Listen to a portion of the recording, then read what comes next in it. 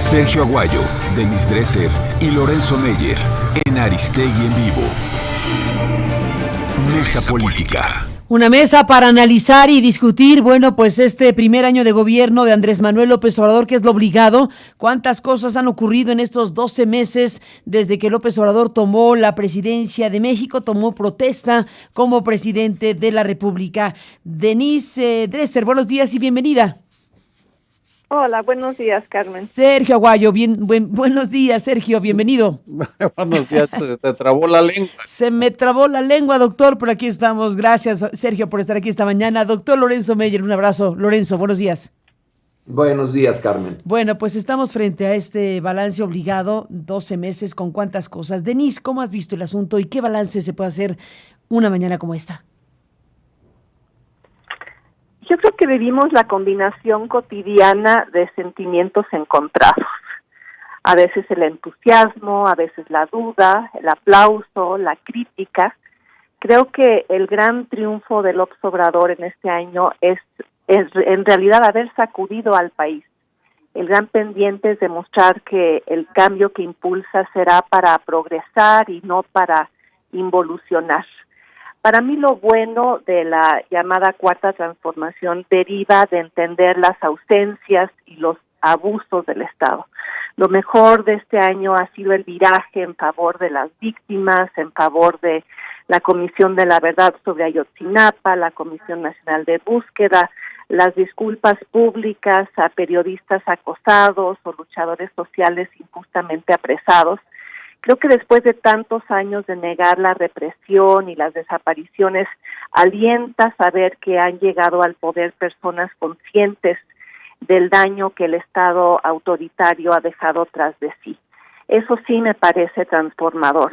Y el gobierno muestra la voluntad en muchos ámbitos de encarar en lugar de tapar, de combatir la corrupción, aunque sea selectivamente, pero ahí están los casos de Emilio Lozoya, Rosario Robles, la estafa maestra, pero sin duda lo más loable de la 4T ha sido reconocer la pobreza lacerante, la desigualdad indignante.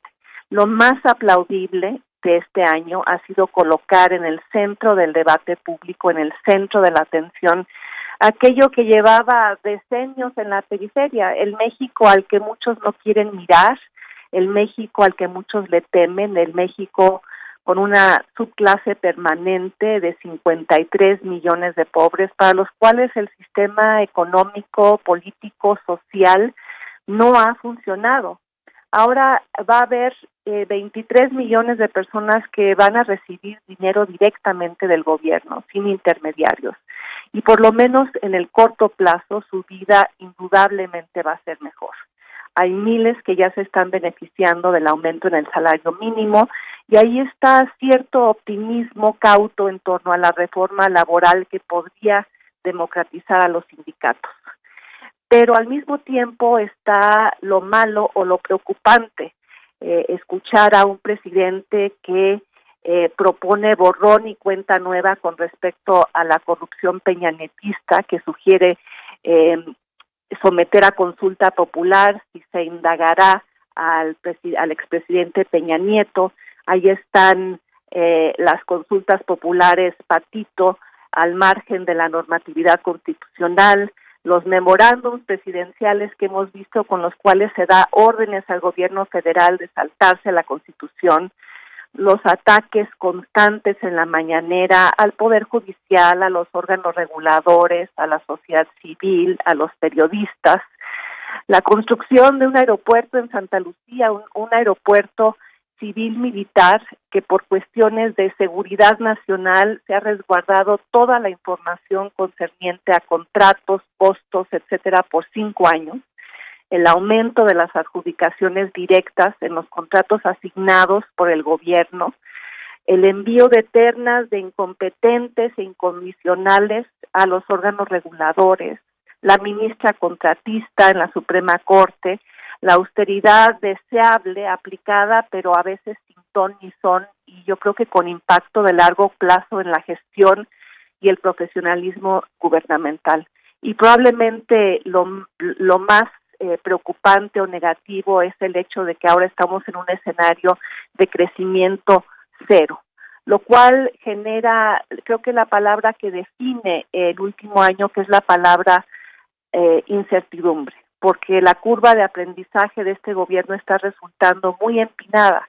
Genera incertidumbre entre inversionistas y actores económicos que no saben exactamente qué va a pasar con el presupuesto balanceado o la promesa de mantenerlo, o el rescate a Pemex exclusivamente con fondos públicos, o la reducción casi semanal en las perspectivas de crecimiento hasta encontrarnos hoy en crecimiento cero. Incertidumbre sobre el impacto político y clientelar que podrían tener los delegados de Morena en los estados, así como el impacto de la distribución de dinero en efectivo, sin intermediarios, como dice el presidente. Estamos hablando de 402,000 millones de pesos distribuidos en 20 nuevos programas, solo 13 de los cuales tienen reglas de operación y formas de evaluar su efecto. Incertidumbre entre las mujeres trabajadoras que ingresaron al mercado laboral y hoy enfrentan estancias infantiles cerradas. Incertidumbre en torno a si el gobierno tiene una estrategia clara de contención de la violencia y la inseguridad, porque los números van en ascenso y siguen pareciéndose mucho a los que el gobierno heredó. Creo que estamos frente a un escenario de incertidumbre generalizada que sí abre oportunidades, pero también está produciendo costos, agravios, parálisis, subejercicios significativos en el gasto, incertidumbre extendida que es señal de remodelación, pero también de desorganización, de apresuramiento, de improvisación y de una clara reconcentración del poder, no en el Estado, no en la administración pública federal, sino en el presidente. Y esto está trayendo consigo un claro deterioro en los contrapesos democráticos imperfectos, muchas veces disfuncionales, pero que a este gobierno le tocaba remodelar y fortalecer, no destruir o debilitar, Carmen.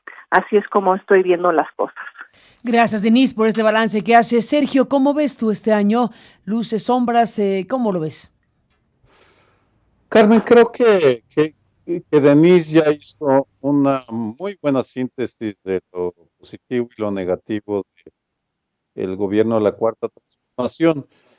Ya que estamos haciendo balances, quisiera referirme a otro tipo de balance que hemos tenido que hacer en este año. Me refiero a la manera como estamos manejando la polarización que ha acompañado a la Cuarta Transformación. Polarización que se refleja en las redes sociales, pero no solamente, sino que se palpa en la convivencia del día a día, en el trabajo. Y en ese sentido quisiera hacer tres reflexiones. La primera es que hemos entrado desafortunadamente en una dinámica que tiende hacia la descalificación de otro, hacia el rechazo a la empatía, que quiere decir ponerse en los zapatos del otro. Hay excepciones, por supuesto, esta mesa es una de ellas, Primer Plano es otra, pero son frecuentes las mesas en las cuales uno escucha descalificaciones que se reproducen también en redes sociales. El segundo nivel de esta polarización a la que me refería es el familiar y de los grupos de referencia, porque todos y todas nos movemos de manera cotidiana con una familia o con un grupo cercano y con varios grupos cercanos. Y ahí se ha desarrollado lo que los argentinos llaman, con un término muy preciso, la grieta. Y sí, es observable una grieta que se ha ido ampliando y que ha ido agregando algunas relaciones. Y lo que he observado a lo largo del año es la manera como hay dos tipos de reacciones, quienes asumen a plenitud la grieta y dicen: yo ya no quiero hablar con nadie, que sea fifí o que sea chairo, digamos, porque son los dos términos de los extremos, o bien aquellos que hacen un esfuerzo por buscar los puntos de encuentro comunes y para eso desarrollan una serie de técnicas con las cuales podrían hacerse algunas crónicas. Recuerdo una de Juan Villoro que me gustó mucho, pero en fin, por ejemplo, hay pactos implícitos de que a la hora de la comida no se habla sobre ese tema. Conozco parejas que le ponen horario para hablar sobre la Cuarta Transformación o sobre algunos de los acontecimientos del día. Y finalmente, el tercer comentario tiene que ver con quienes nos tenemos que expresar forzosamente sobre lo que sucede con la Cuarta Transformación porque forma parte de nuestro oficio, de nuestro trabajo. El periodismo, sea en cualquiera de sus expresiones, en nuestro caso los que opinamos y comentamos sobre el acontecer diario, pues tenemos que pronunciarnos constantemente sobre diferentes temas. Y ahí, Carmen, creo que ha sido fascinante observar la manera como diferentes medios de comunicación, diferentes colegas han ido gradualmente ajustando sus posicionamientos en torno a estos temas, y hay de todo. Hay casos de movimientos hacia la Cuarta Transformación o alejándose de la Cuarta Transformación, y bueno, por supuesto, no solo los periodistas, los organismos civiles, un buen número de organizaciones que han tenido que pronunciarse o posicionarse frente a las transformaciones. ¿Qué sería lo ideal? Pues que el próximo año entendamos que los verdaderos enemigos de México es la desigualdad, por supuesto, la corrupción y sobre todo la violencia, y que en torno al menos a estos temas, y aquí expreso un deseo, deberíamos hacer una tregua para buscar puntos de confluencia y convergencia que nos lleven a encontrar formas de enfrentarlo, porque los tres, y bueno, podríamos añadir a Trump, si se quiere, que nos va a agarrar de piñata de aquí al 2020, al próximo año. Así que Carmen, pues esto sería mis reflexiones sobre, mi balance sobre este año, este primer año de la Cuarta Transformación. Gracias, Sergio, por este balance. Doctor Lorenzo Meyer, bueno, cuántas cosas que decir, qué análisis haces 12 meses después de aquello. Voy a empezar con algo que ya he usado en otras de estas mesas, y es el clásico de Maquiavelo, donde subraya que lo más difícil en política, lo más difícil es un cambio de fondo en el gobierno. Él se refería a cambiar al príncipe así, de manera inesperada, dura, y que eso requiere, por un lado, de lo que siempre él llamó la suerte, y por otro lado, de una habilidad asombrosa, porque el cambio significa hacerse de enemigos, y el cambio también significa que quienes le apoyaron en un principio, muchos van a sentirse defraudados. Y ahí es donde el político encuentra sus límites, y su capacidad es puesta a prueba. En este año, yo creo que es apenas el principio. Comparado lo que él quiere, que es un cambio de régimen, con situaciones históricas anteriores, no nos vayamos a otros ejemplos, simplemente a los mexicanos. Y sí, tiene razón Andrés Manuel en poner esos tres momentos que ya nos lo sabemos, de las 3 anteriores transformaciones, en todos ellos la incertidumbre era inevitable. Cuando aquí se dice que causa incertidumbre Andrés Manuel, pues claro, pues no podía ser de otra manera. Él mismo no tiene certidumbre y el grueso de los ciudadanos tampoco, porque enfrentarse a un cambio en un ambiente donde el antiguo sistema, sobre todo en su época clásica, Carmen, era precisamente la certidumbre. Ya se sabía que iba a ganar el candidato del PRI, ya se sabía que desde el inicio en que era nombrado, pues ese sería el siguiente presidente. Las elecciones no tenían ninguna incertidumbre y está el sistema hecho a funcionar más o menos como un relojito, y donde la incertidumbre pues era mínima.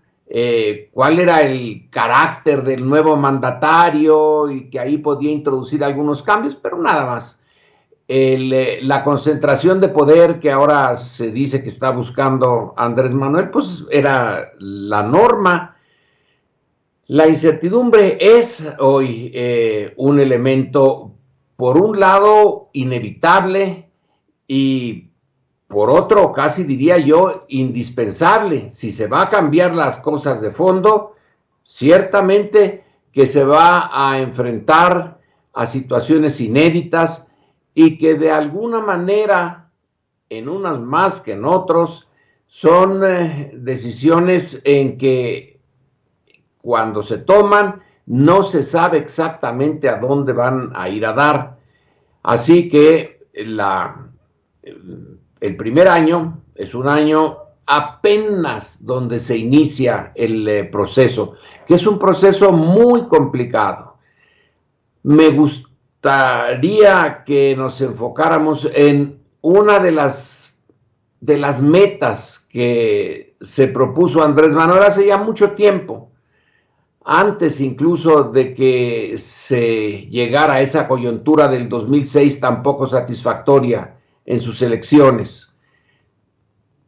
Él consideraba que quizá el logro mayor que podría tener no era el crecimiento económico o cosas relacionadas con eso, sino algo más sutil, menos tangible, pero quizá más importante, que era lograr que el grueso de los mexicanos vieran al gobierno como algo suyo, como algo propio, algo que había nacido de ellos y respondía a sus demandas y a sus ilusiones respecto del futuro. Hoy tenemos que después de este primer año con sus descalabros, la medición del apoyo a López Obrador depende de qué empresa lo haga. Algunos dicen tiene nada más el 58%. Hay otra encuesta, si mal no recuerdo, la del 58 es del Universal, la del 68 es de la empresa de Alejandro Moreno, y hay una que lo pone por arriba del 70. Se me olvidan las siglas, pero ahí están. Se puede consultar en internet. En cualquier caso, sigue teniendo el apoyo mayoritario, más en unas encuestas que en otras. Pero si esa era y sigue siendo su meta, no es fácil en una coyuntura donde, en efecto, como se ha señalado por todas partes, el crecimiento económico es cero en este momento. Ahora, no es México el único que está en problemas de crecimiento. Es un fenómeno mundial a diferentes niveles, claro está, pero lo padece China, lo padece el grueso de América Latina, lo padece Europa. Somos en este ángulo poco favorecidos por el entorno internacional. Pero sí, es un hecho. La economía está estancada. Ahora, para cambiar las reglas centrales del sistema, pudo haber sido peor, porque todos lo sabíamos, el enfrentamiento entre quien quiere cambiar y los intereses creados es muy duro, y se hizo desde el principio el enfrentamiento, se tomó forma, lo del aeropuerto. Sin embargo, solo una parte del empresariado sigue manteniéndose hostil, y otra, la encabezada a querer que no por Carlos Slim, bueno, pues trata de mandar mensajes de que no es para tanto, que ellos están dispuestos a cooperar. Fue el acuerdo de hace unos días. Ya no es una tensión tan grande, pero sí tiene que seguir siendo una tensión, porque si ya no se van a perdonar impuestos, aunque por otro lado se les dice ya no van a aumentar, pero es ese rango de incertidumbre. El gobierno no es de los empresarios, como era hasta hace realmente poco tiempo, y de manera muy abierta. Tampoco está enfrentándose a ellos en todo momento. Son enfrentamientos muy puntuales y luego se busca el acercamiento. Ese tipo de arreglos se va haciendo día a día y va a seguir en el futuro inmediato. Sí hay incertidumbre y va a haber, pero es lo propio de un cambio. No puede haber un cambio de gran envergadura sin incertidumbre.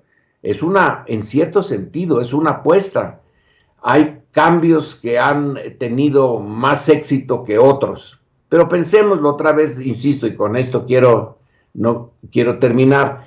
Pensemos en el cambio primero, en el del México que pasa de colonia a independiente. Hubo un montón de habitantes de la Nueva España que no querían la independencia, que se opusieron. Y el cambio se hizo dando lugar a muchos decenios de caos político, donde el instrumento más importante para poner demandas y hacerlas sentir eran los pronunciamientos de los jefes militares, que la mayor parte de las veces no pasaban de eso, de un pronunciamiento, pero a veces sí llegaban a la violencia. El siguiente cambio, cuando ya se restaura por fin la República, vaya que sí tardó en amainar la violencia y en llegar el momento del crecimiento económico, un crecimiento muy desigual, muy injusto, que entre otras cosas propició la siguiente ronda de choques. La revolución, si se pone que empezó en 1910-11, pues ¿cuándo se estabilizó? 1917, 18, 1920. Aquí, como no ha habido violencia, tampoco ha habido los cambios tan profundos que hubo en algunos de los momentos pasados, sobre todo en la primera transformación, que fue hacer de México, intentar hacer de una colonia una nación, que apenas ahorita estamos lográndolo. Pero se ha hecho de manera más o menos civilizada, pero con mucha incertidumbre económica y la violencia. La violencia es en buena medida resultado de la pudrición de las instituciones en el pasado, y es la cara más fea de la relación con Estados Unidos. Por un lado tenemos el Tratado de Libre Comercio, que ahora nuestras exportaciones casi llegan a los 400,000 millones de dólares. Esa es la cara, digamos, positiva, aunque los exportadores son en buena medida extranjeros. Pero junto a eso, que es producto en buena medida de la cercanía, de la facilidad para mover bienes a lo largo de toda la frontera, bueno, también está que ese es el mercado de las drogas. México es está el México pobre, débil, tiene ahí algunos de sus sectores que han sido marginados o que fueron marginados en el proceso de crecimiento y modernización. Ahí tienen el escape, y vaya que si lo han usado. Y luego esa cercanía nos lleva al ingreso de armas para crear pequeños ejércitos de narcotraficantes y el lavado de dinero. Entonces tiene esas dos caras. Y ahí es bien difícil que México solo, en un fenómeno que es binacional, y en cierto sentido ya es internacional, pero lo importante es el binacional, es con Estados Unidos. Si no podemos controlar el otro lado, el que demanda las drogas y el que ofrece las armas y los bancos para el lavado de dinero, pues está realmente difícil el conseguir la seguridad y estabilidad que todos quisiéramos, pero que el gobierno de Andrés Manuel no lo ha podido hacer. No ha podido. Su estrategia es de mediano y largo plazo, pero la exigencia, la incertidumbre, el miedo, el coraje, es del plazo inmediato.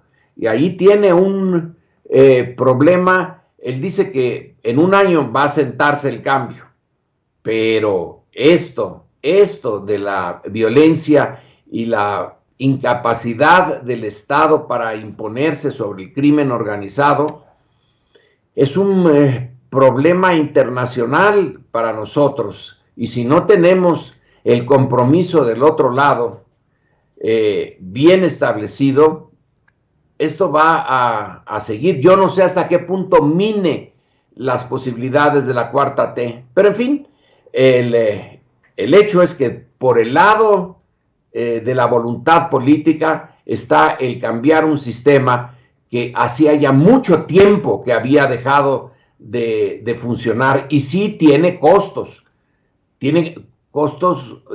muy profundos y se tienen que pagar, pero y con esto termino, la idea de López Obrador, voy a tratar de hacer que vean al gobierno como suyo, pareciera que sí sigue siendo una posibilidad en el caso de la mayoría de México, pero hay un tercio que no lo va a aceptar de ninguna manera, y es lo natural no es lo deseable, pero es lo inevitable en una situación de transformación del régimen y de cambios de mucho fondo. El cambio principal es que se va a cobijar a una parte de la sociedad que estaba al descubierto, pero la cobija, como no es muy grande, va a descobijar a otros, a los que antes se sentían los dueños del sistema, y eso va a generar la resistencia, la protesta, la descalificación de lo nuevo de manera inevitable. Así que en esas estamos, Carmen. En esas estamos, doctor Meyer. De algo que quién sabe cómo termine. Bueno, pues esperemos que termine bien todo esto, pero justo para abonar a lo que estás planteando, Lorenzo, Denise, Sergio, déjenme recuperar estos 3 momentos del discurso de ayer en el Zócalo, justo de lo que hablas, Lorenzo, cuando habla del crimen organizado, de la violencia y la crítica que hace a la política de guerra lanzada en las anteriores administraciones. Defendió la propuesta de combatir la violencia dando oportunidad a los jóvenes como su eje principal de estrategia. Dijo que los mayores logros que ha obtenido en este año son los relacionados con la corrupción, el combate a la corrupción y la aplicación de programas sociales. Y esto que mencionas, Lorenzo, decir que para terminar de sentar las bases de la cuarta transformación necesitará un año más. La disminución de la incidencia delictiva en el país constituye nuestro principal desafío, pero estamos seguros de que vamos a serenar a México con el apoyo del pueblo y con el trabajo coordinado de todo el gobierno. Además, con perseverancia, profesionalismo, honestidad y sobre todo con acciones guiadas por el principio de que la paz es fruto de la justicia. La fórmula de acabar con la corrupción y reducir el costo del gobierno nos permite financiar el presupuesto sin aumentar impuestos, sin incrementar los precios de los combustibles y sin endeudar al país. ¿Cuánto tiempo necesitaremos para consolidar la obra de transformación? Pienso que un año más. Es decir, en diciembre, que aquí nos vamos a volver a encontrar, de 2020. Ya estarán establecidas las bases para la construcción de una patria nueva. Pues esto fue lo que planteó el presidente de la República el día de ayer en este primer aniversario de su llegada a la presidencia. Estaremos de acuerdo, Sergio, Denise, Lorenzo, en que si se trata de una cuarta transformación, bueno, tiene que cruzar por muchos lados. Ya se mencionaron varios de ellos. Uno de ellos la justicia. Uno de ellos el tema de